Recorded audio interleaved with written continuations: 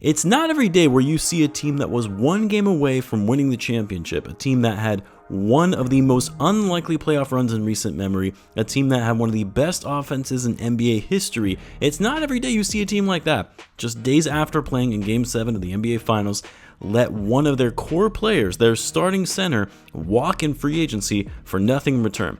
That's what the Indiana Pacers did in letting the player they drafted, who had been with their franchise for 10 years, who had been with them through the ups and downs, all the trade rumors over the years, they let him hit unrestricted free agency and sign a deal with a division rival in the Milwaukee Bucks. How could the Pacers let this happen after the incredible season they just had, and especially after their franchise player and Tyrese Haliburton going down with that Achilles injury that will likely keep him sidelined all of next season? How could they break up their core that got them to the finals? What does it mean for this upcoming season for the Pacers, and what does it mean for their overall future, especially once Haliburton is back in the lineup?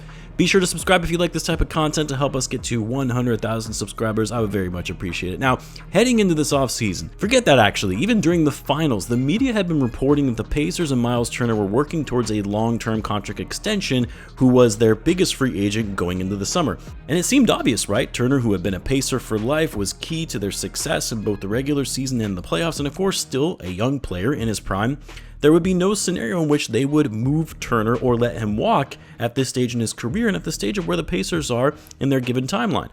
So when I first saw the news break, when I got the Shams bomb that Myles Turner signed an extension, I didn't even see that it was with the Milwaukee Bucks. I simply saw the figure and assumed it was a contract extension with the Pacers. Then, when I saw the Photoshop Bucks jersey, I thought, there's no way, not a chance the Pacers would let Turner go, and because we knew the Bucks didn't have cap space to sign Turner outright, I thought, okay, well, it's perhaps a sign and trade. And the only way we can rationalize and justify this for the Pacers is if they got some killer deal in return for the trade.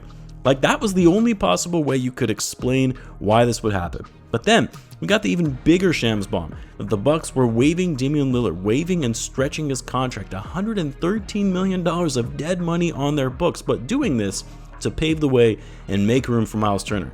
Now, this whole thing in Milwaukee and waiving Dame is a whole other topic that warrants another video, which I'll hopefully get to, because it's pretty unprecedented to take that large of a contract and waive and stretch it out over 5 years, especially when they're walking a fine line and trying to keep their franchise player from requesting a trade. But I'll save that topic for now, as that whole fiasco is absolutely fascinating to me. But whether you think the Bucks overpaid for Myles Turner, or whether you think that it's going to make them better or not, whether you like the fit between him and Giannis or not, the fact of the matter is the Pacers got nothing in return for their starting center in his prime and let him go to a team that they hate. And here's the thing, while we can all speculate on why the Pacers weren't more aggressive in trying to keep their free agent, why they weren't able to close a deal before free agency opened for the rest of the teams around the league to make offers to him, while we'll truly never know what went on behind the scenes, we can definitely come to a reasonable conclusion that the Pacers, simply put, did not want to pay the luxury tax. They knew that by extending Myles Turner to an agreement north of $20 million per year, that would put them over the luxury tax line, which is something this franchise has never done in over a quarter century. Now look, if the Pacers were an average team, or even a rebuilding team, I wouldn't fault them for ducking the tax. Why should they push themselves with the luxury tax line for a team that isn't going to contend for a title? That's just bad business if you have a high payroll roster and you're paying millions in tax fees for a team that can't even make the playoffs.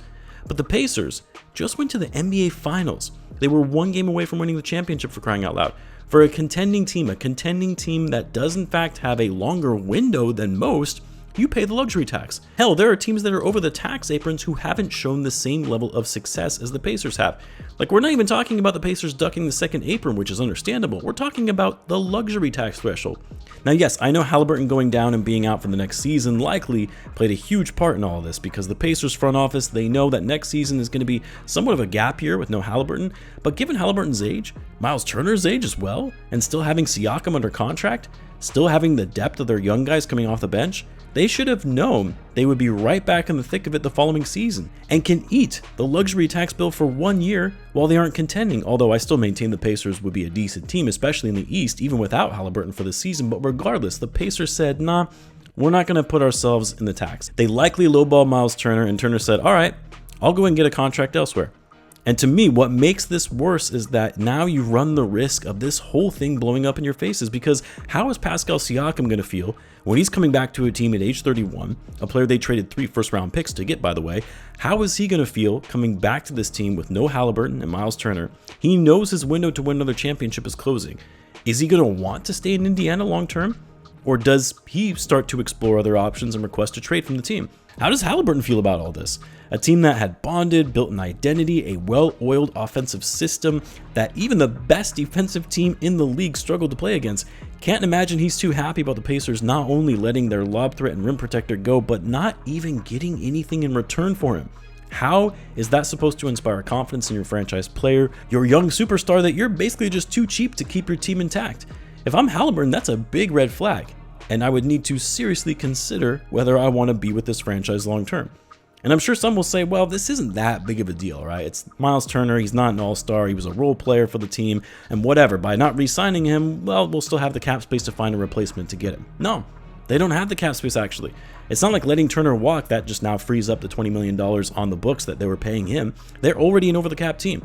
They would have had the advantage to re-sign Turner and using his salary to go over the cap. The only way they can find a replacement for Myles Turner is by using the mid-level exception, which is around $14 million. That's it. And even then, what centers are on the free agent market right now?